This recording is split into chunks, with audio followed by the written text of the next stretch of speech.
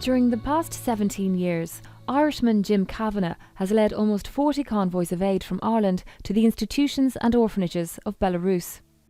The work we've done so far probably started about 6 weeks ago, 6 to 7 weeks ago. Great amount of people are here today, lending a hand to load it. People have to be off work and be available, and they always are when you need them. I was talking about sending out this convoy in April '95, and that they needed anybody that would volunteer or help as a driver or a truck or whatever. They'd be delighted to hear from anybody. And I remember I was in the kitchen listening to it, and I turned to Penny and I said, that's what I'm going to do.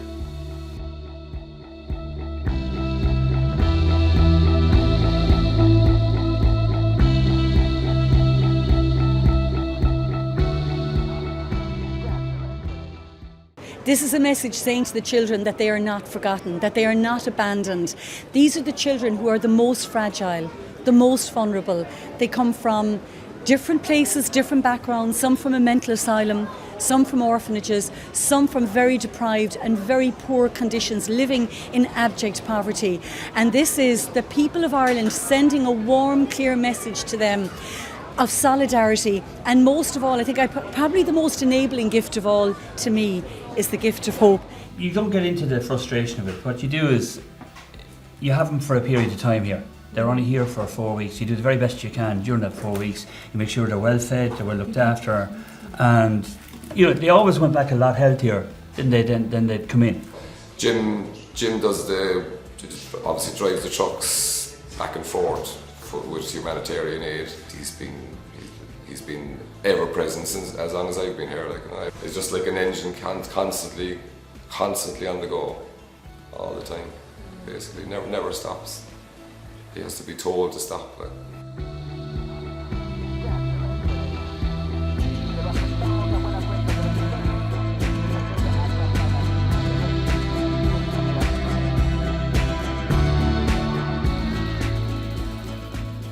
It's October and we're on our third trip to Belarus with Jim as he leads a small aid convoy comprising of 2 trucks and a dental care ambulance that's destined for the children of Vesnova orphanage.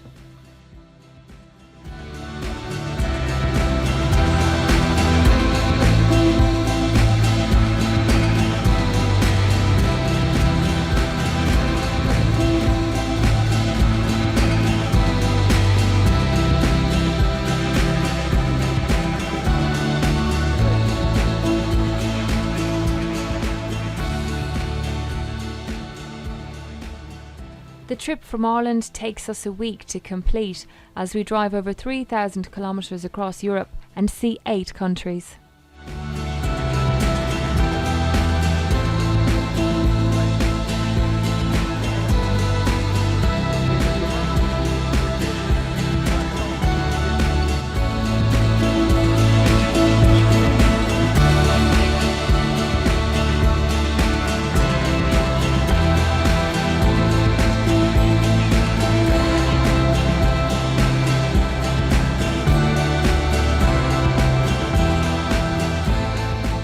Waiting on any continental journey is part of what you do. You come to the port, we're in the port of Dover now, and we are in the queue of trucks to be loaded in approximately 1 hour's time. And that's just the way it is. It's part and parcel of what we do and how it's done. You certainly need patience because there's nowhere else to go and there's nothing else to do, and you just wait.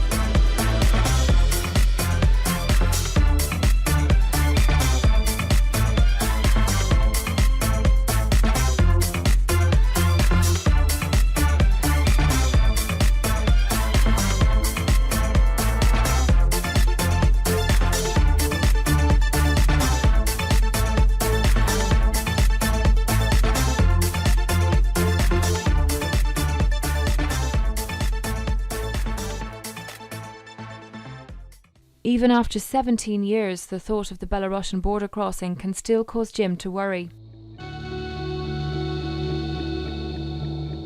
It's only 20 minutes up to the border here now, and after that, if you don't have things right, there's no way of making them right. There's always a new rule or a new law brought in from the last time you were here, and things can change, and then you have to go chasing or looking or worrying about whatever might be or might have changed. And we hope that we have everything right on the paperwork, and that there are no discrepancies or mistakes, or call it what you like. But only this morning, during a last-minute inspection of the paperwork, Jim found a discrepancy in the value of the items listed on the second truck. He's had to make the correction by hand to amend the mistake.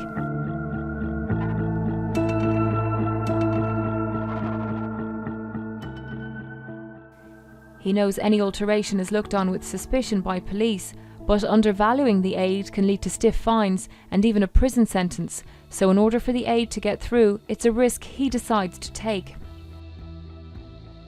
Everything seemingly is itemised so thoroughly that he must know what it is, and then he gets the proper code and he writes that down on a piece of paper. The processing building is like something from a science fiction movie, and for us today with our amended paperwork, so much depends on what happens inside.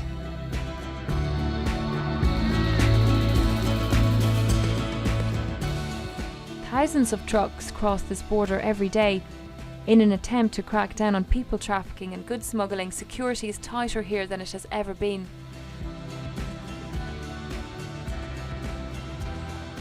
So we have to conceal our camera in order to keep filming. It's not long before we're spotted and have to cease filming altogether.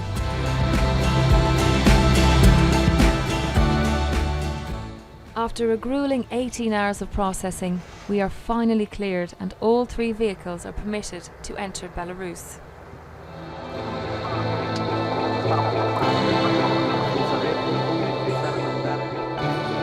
It was a very long day. We didn't leave the Belarusian side of the customs until approximately 1:30 this morning. For any truck to be at the border that length of time is a long, long time. But we're here now, ready to roll. The value that was on the paperwork for the second truck was 10,000 less than the correct addition. We discovered it first, and we wrote it in pencil what the correct figure was. But when you make changes on the customs paper, it will certainly lead to they being extra careful and extra particular about doing the declaration, so that they would probably add it up 10 times. Are you ready to go? Are you you're waiting people here? No, we're all ready. Oh, you having the copper? Oh, well, I can have it going along.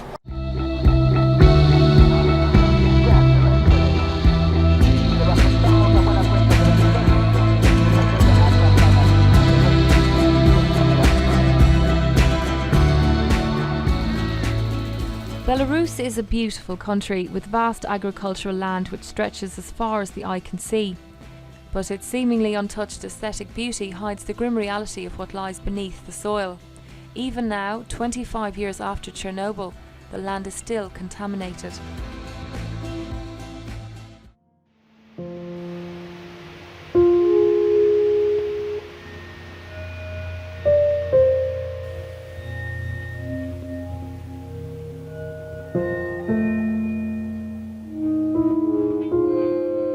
What it means by the exclusion zone is that they moved the people out of the area.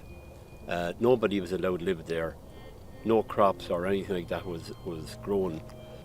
Over the years, definitely, this area here was a fairly... We wouldn't spend long down here at the time, any one time. That was just our information and what we were being told. There are many countries that have alcohol problems, but they don't seem to have the amount of birth defects that is happening here. And there has to be another reason, and you cannot help but think that the accident contributed and is still contributing in a big way towards what has happened. I mean, the thyroid cancer that affected a huge amount of people just doesn't happen in other countries. So there definitely has to be a link.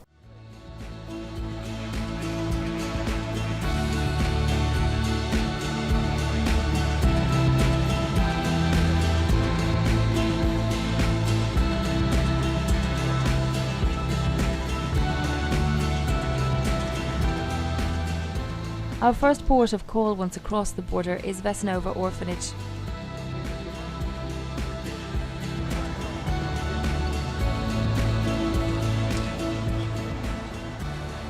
The Irish have huge ties with the children of this place, many of whom visit Ireland during Christmas and the summer months.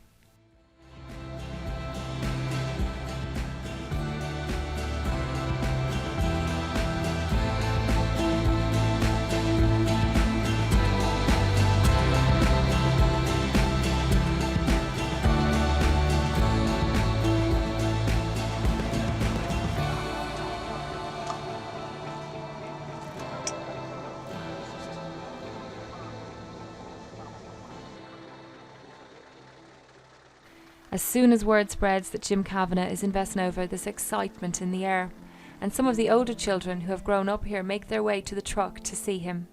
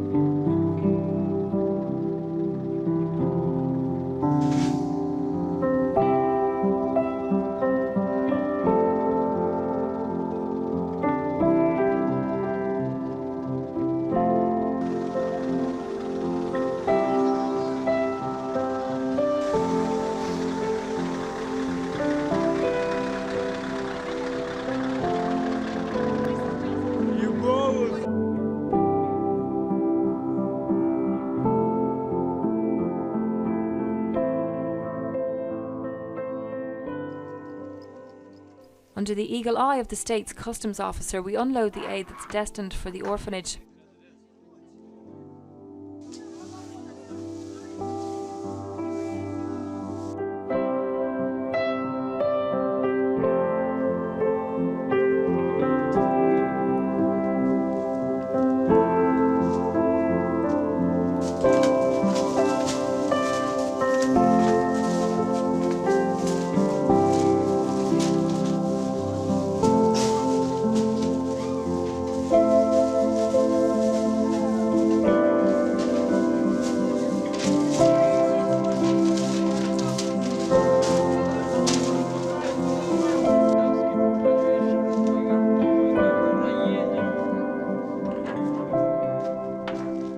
Here it remains sealed in Vesnova's storehouse for a period of up to 2 months while paperwork is processed and it's cleared by customs. Only then can any of it be used legally.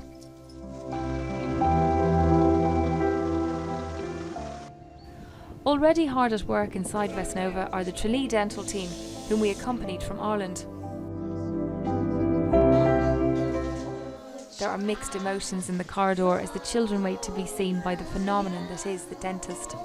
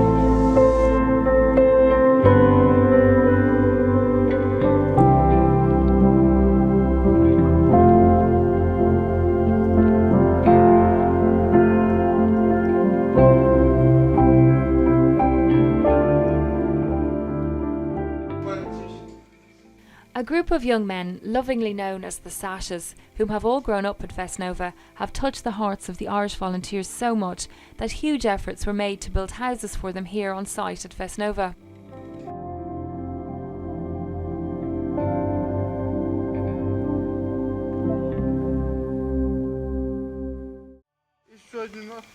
Василий. Аля.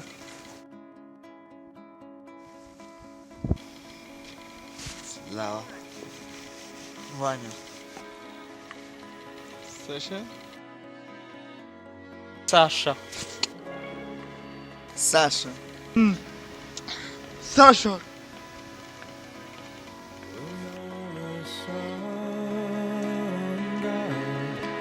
You got the universe in your hands. You're the ocean. You're the sweeping desert sand. Those of whom can help, run the farm and help the maintenance men with their primitive machinery. Their usefulness secures their place here. Feel its temperature. One of the young men, nicknamed Sasha Blonde, liaises between the Irish volunteers and the Belarusians as an interpreter. He and Jim have a strong friendship. Are you okay or Oh, yes, I'm fine. Never better. never better? I called here, it's like everything out here. I was here before they started doing any work at all. Like it was just a very old place, Yeah, terrible, really. terrible. And you know, you just know he was here, and the same with the rest of the guys that are around now. They were tiny. Yeah, he's very fun. He's still missing everything. Sing a song or something like that. So it's very fun. My very best friend. But when he's not coming over, I'm so sad about it. How does that make you feel, Jim? Actually, very humble, really. That someone out here would say something like that. And delighted to hear it.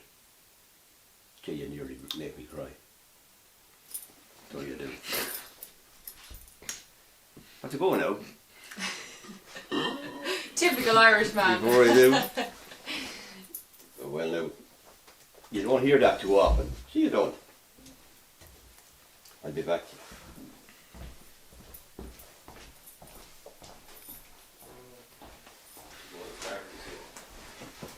Are you okay?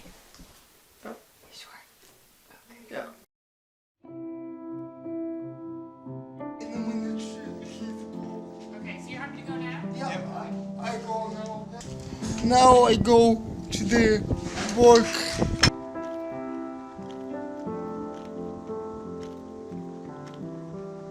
One of the many wonderful things the Irish have made possible was the building of a workshop as a creative outlet for the older children. This is the workshop. They are given lessons 3 days a week in woodwork and in craft.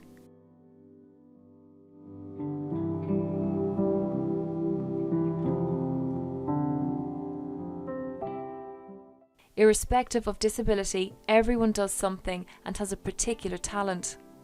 The hope is that in the future the boys can sell their wares at a local market. It will give them life skills and introduce them to a society that until now they have been hidden from.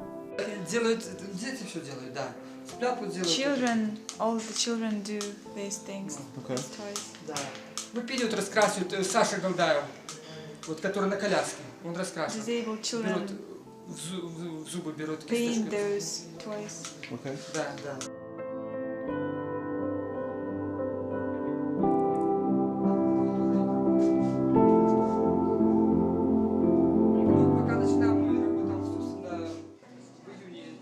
Along with his love for the woodwork class, Sasha took it upon himself to write a book about his life. It's soon to be published. Thanks to the charity, he has hope for the future and wants to turn his hand to many other things, including photography.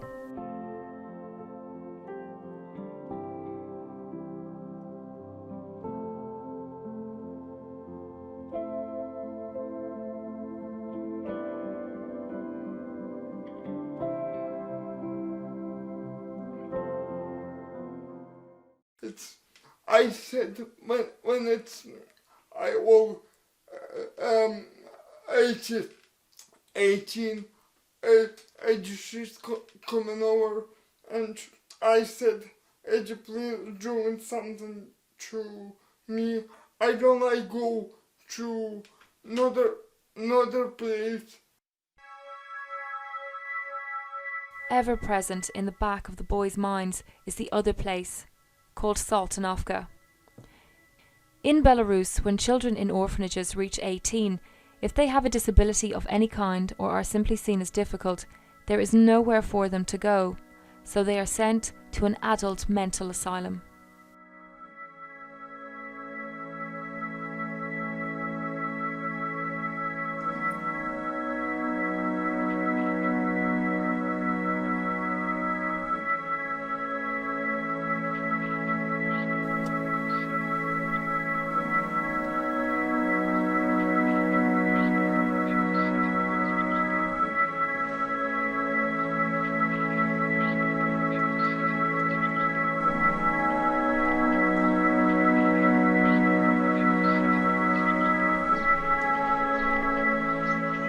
Saltanovka houses some 200 men and women, ranging in age from 18 to 96. Once here, you leave your childhood behind.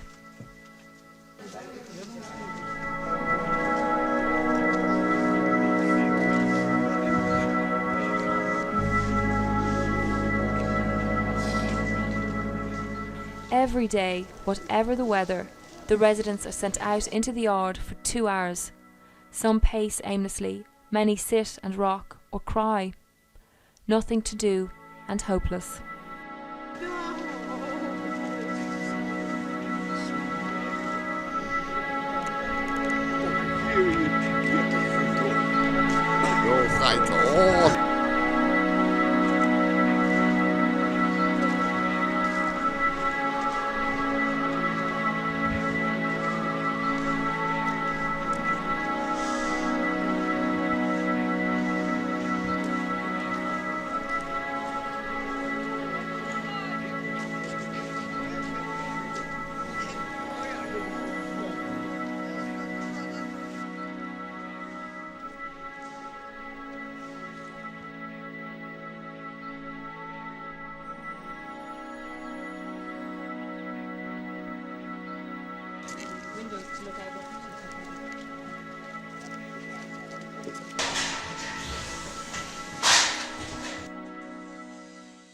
Irish builders have made huge contributions to building projects at institutions all over Belarus.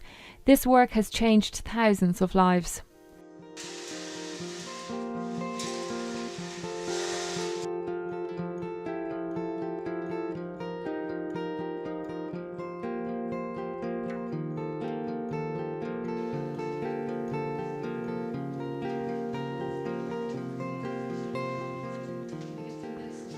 For the past week, Niall Kennedy and builders from all over Ireland have been at Saltanovka. Time is our biggest enemy on a project, because we've got 12 to 14 days to get a lot of work done, and everything has to be there ready. If we tile the floor, we need to be able to walk on it in 2 hours' time. Well, what we would have seen would have been typical of most institutions in Belarus. Basically, structurally sound buildings, but not maintained because of lack of finance, basically, or lack of budget. And we would come in, there'd be broken, leaking, drafty windows, the old timber windows, old plastered walls, ancient construction, basically. Ceilings would be falling down or leaking, or just general disrepair. Fiona Stanley, a member of the Clonmel branch of the charity, has been involved since back in those early days with Jim on the first convoy. Like, there'd be very witty fellas on a convoy as well. However we managed to find them, they would always be there. And like when you set out in the morning, you were looking at a 6-hour trip, and you'd say to yourself, God, 6 hours before we stop or whatever. But the crack that used to go on the CBs was just, it was brilliant. It kept everybody going. You couldn't create it, it would just happen on the spur of the moment, and then to build up and... Yeah, it'd be some fun. Someone and it would always made be at the the end of journey it, then like, so much shorter, didn't it? Filth, basically. Bad, no equipment, just not the proper facilities for the patients, like, there was horrible. For any kind of care. Everything, for any kind of care, yeah, exactly. And if you have better facilities, the carers will care better. Absolutely, yeah. And that's what happened in Besnova, in the orphanage there. Yeah. It's a new building. It was old, and it was like something you'd see 50 years ago. The payoff basically is job satisfaction. There's nothing like it. You wouldn't do it for the money. It's just pure job satisfaction. You come into a place, it's falling down, the kids are just walking around with the clothes on their back basically, and you walk away 2 weeks later with a wing of an institution totally refurbished by 20, 30, 40 builders. There's just nothing like it.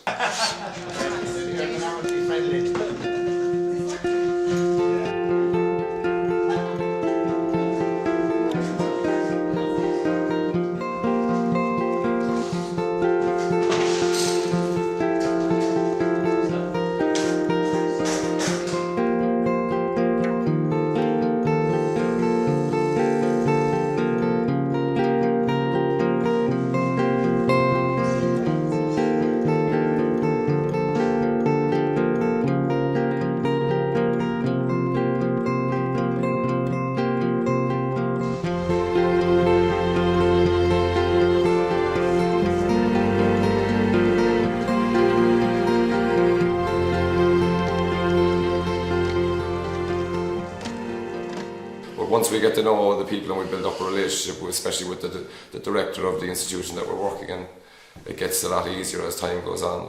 The first week we came here, she just didn't want to do anything for us because she didn't know us and she didn't know what we were about. When you go to Besnova first or here in this institution, the attitude was they were only barely tolerated it. Exactly. And now the director's attitude is totally different. Yeah. It's hello and you're welcome. And after lengthy negotiations, we're granted an interview with Valentina, the director of Saltanovka. Surprisingly, she then offers to bring us on a tour of the entire compound.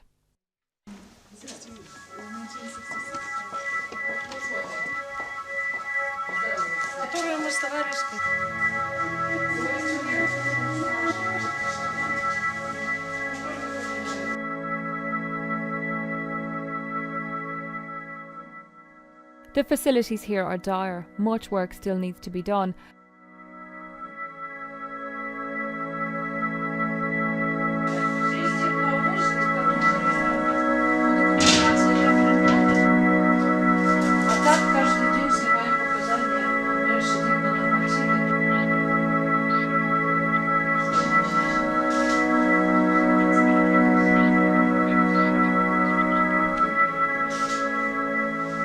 Well, I suppose it's a question of trust, and she totally understands what we're doing and why we're doing it. Like her willingness to talk and bring us on a tour was, to me, was a shock. Like many Belarusians, Valentina is a product of the system. While she has a heart, she has to play by the rules, and so there will always be a certain level of distance between her and the residents.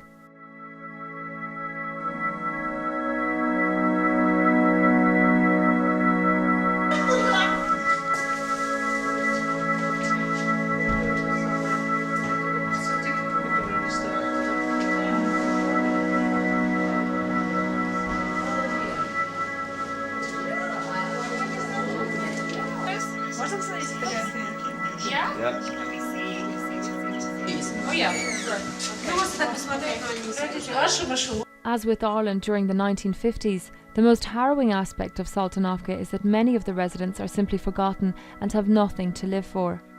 Regardless of age, they are locked away and sedated in order to keep them quiet.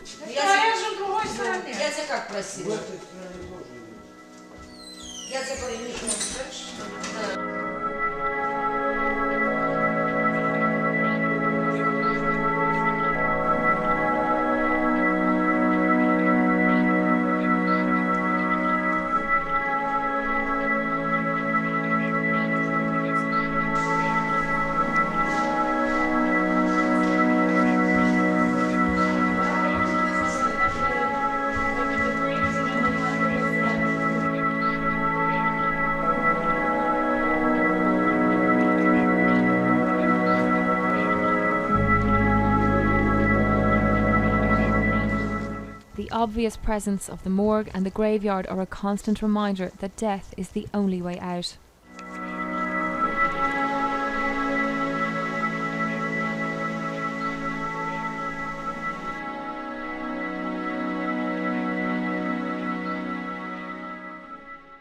On our tour with Valentina, I asked if we could photograph some of the residents.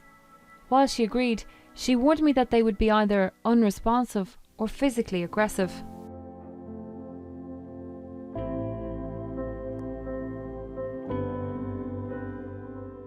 But they're delighted with the attention and queue up to have their photos taken.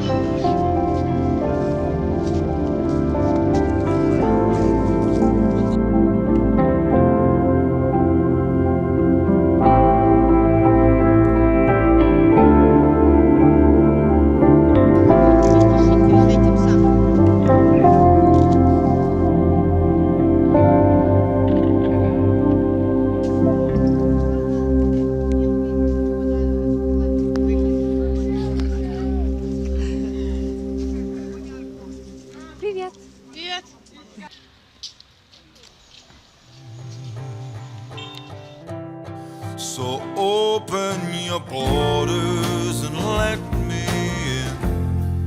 I don't wanna climb no barbed wire or battlements. Open your borders, just give the order. Open your borders and let me in.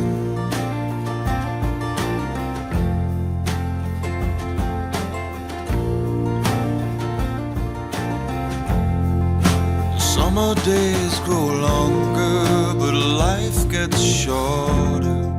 A heart starts growing cold if you remain alone.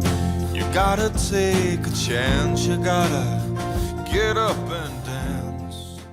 The Homes of Hope actually take children out of these institutions and give them a chance to have some sort of a family or home life, you know, in a proper environment, you know, as opposed to growing up in an institution and all the things that brings with it, you know.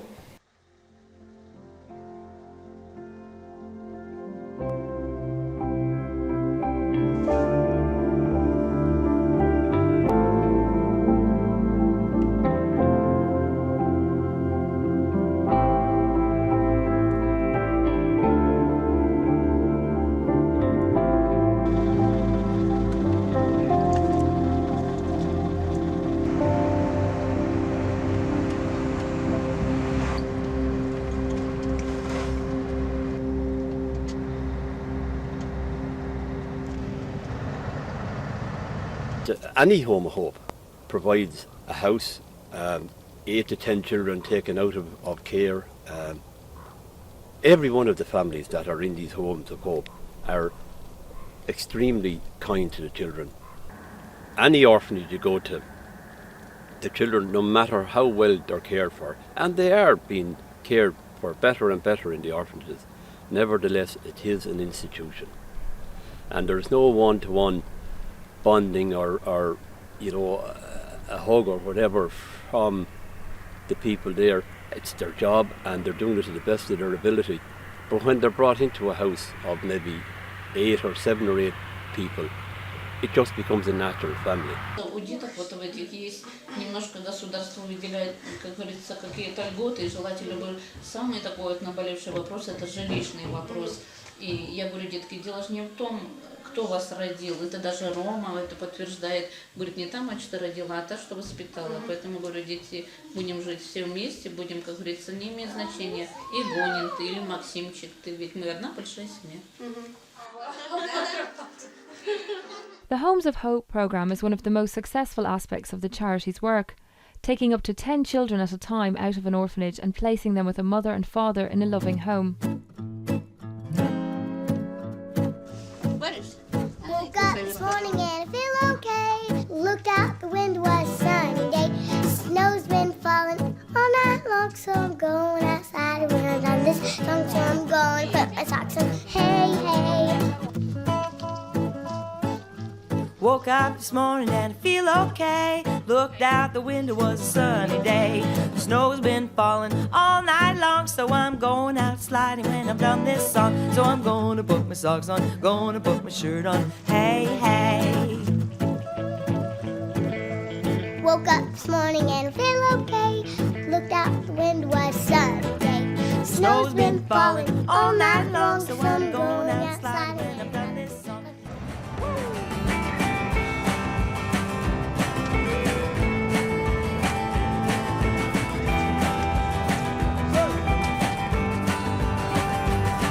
When I was just a lazy boy, my father looked me in the eye, said, son, some people gonna try to steal your dreams. Where I grew up, the town was rough, it made me strong, it made me tough. I kept those simple words you gave to me. Oh no, no, no, you can't get better. Oh no, don't let 'em make you leave. Oh no, no, no, you can't get better. Don't let them steal your dreams. Don't let them steal your dreams.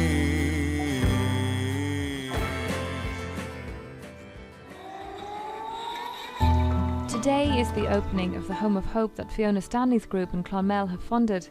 It's a proud day for everyone involved, most especially the newly formed Yaroshenko family.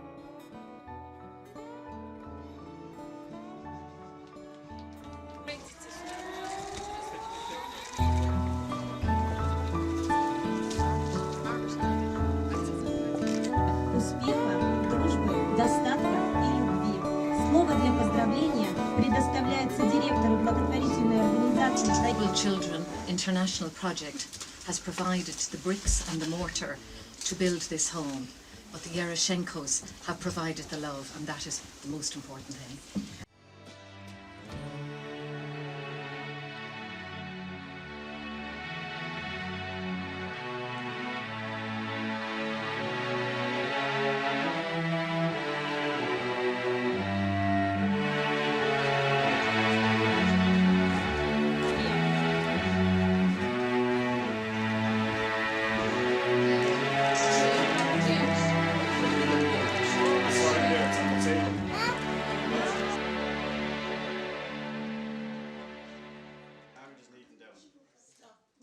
At the core of the Zitkovici Home of Hope are the Casey family back in Clonmel. For many years they have fostered Luda, Zina and Natalia, along with their older brothers and sisters during summer and Christmas visits to Ireland. You can't leave that into your head, what happens when they go back. You just, look, we'll do the best we can. Sometimes we manage to get people to go down. I was out a few times, I went down to visit them when I was out. That's all you can do. Because as Johnny said, we're going this since 1996, and we always felt when they went back, we're not doing anything. What are we doing to help them? We couldn't, and it was so frustrating. But now this is incredible because their lives are better because of Clonmel and because of the people of Clonmel who have, so generously donated their money to entrusted us like to provide a home for those children, and it is amazing like that you can actually see what has happened and how their life has improved and how it has changed because of people's generosity. You know, it's fantastic. We knew when they were in the house, when we knew that they were actually going in to the Home of Hope, and like we had seen some of the work. There are other Homes of Hope, and we had seen the kind of standard that the project was aspiring to. And like, you know, obviously we don't know the family that they were going, but you always hope that it's going to be good. And I think there was that sense when they got in, because as Anne said, prior to that, you know, all you were ever doing was hoping that by having the interaction with some kind of normality for a month or 2 months of the year as it is, that the others would get something out of that. And I think maybe they did. I suppose the nicest reaction I heard was Johnny rang me when they had moved into the house, and Johnny said, well, the girls are in. And Luda sent a text to Johnny and said, Johnny, it's like being at home in Clonmel. It's one of the nicest projects that you could be involved with, I think. Where I'm involved since 1993 with the Chernobyl project, but this has really been the icing on the cake. 3 words. 3 words of English, yeah. And she's learning German in school. What are the 3 words? Yeah, It's all food. Bananas, banana, oranges, oranges, yogurt, apple, 4 words. She loves fruit.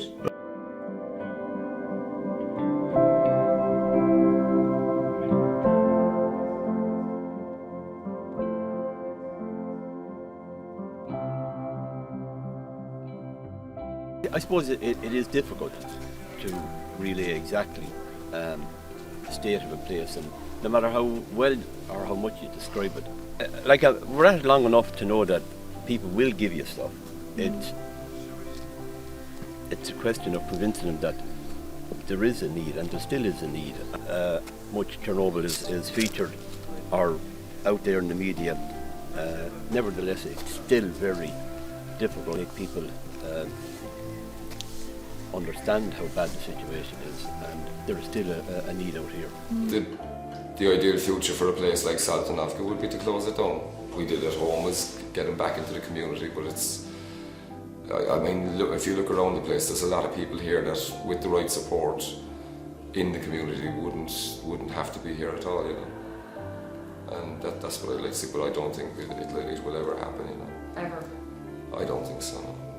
I think the brilliant idea is bringing the children to Ireland for their rest and recuperation, because, you know, like the slogan says, it cleanses their immune system for up to 2 years. So, you know, without even doing anything, just taking them out of Belarus and bringing them over to Ireland for a holiday with family for 1 month cleanses their immune system for up to 2 years.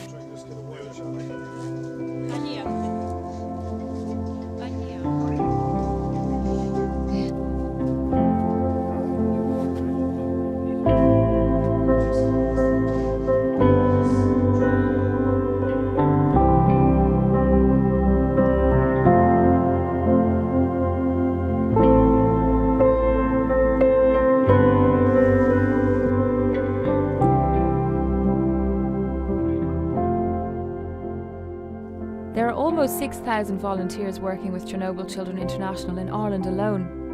These are only some of those volunteers, but combined, they have changed generations of lives forever, and they offer hope where once there was none.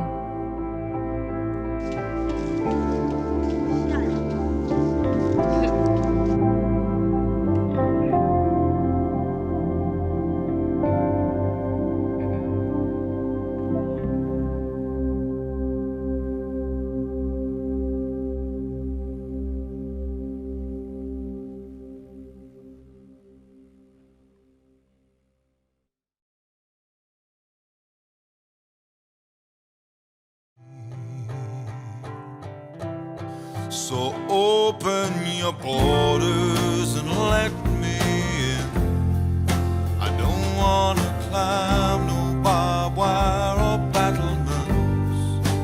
Open your borders, just give the order. Open your borders and let me in.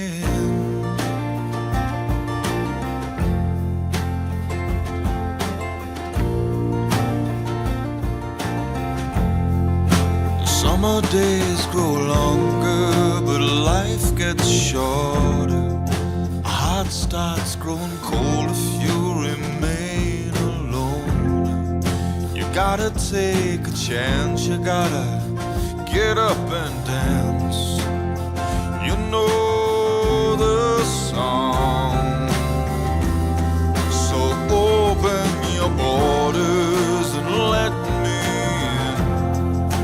No need for martyrs or patriots. Open